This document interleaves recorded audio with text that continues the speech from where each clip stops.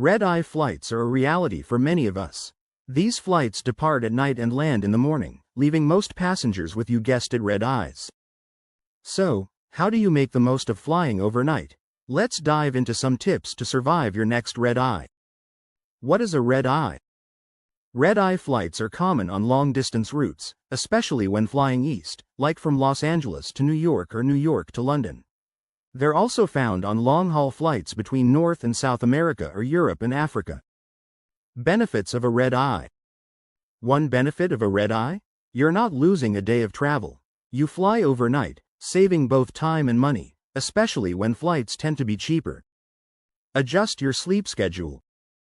To prepare, adjust your sleep schedule to your destination's time zone before your trip. Even just a few hours can help combat jet lag. Choose the right flight. Pick a red eye that fits your sleep schedule. If you sleep early, opt for an earlier departure.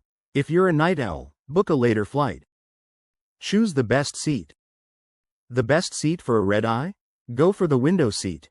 You can lean against the wall and avoid being disturbed by other passengers. Pack sleep essentials. Don't forget your sleep essentials. Noise-canceling headphones, a travel pillow, and a sleep mask to block out light and noise. Skip meal service. On shorter red-eye flights, skip meal service and maximize your sleep time. You can eat before departure or after you land. When you land, freshen up. A quick wash, brushing your teeth, and changing clothes can help you feel ready for the day.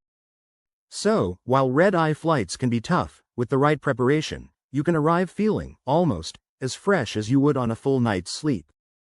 Safe travels, and don't forget to hit subscribe for more travel tips and tricks.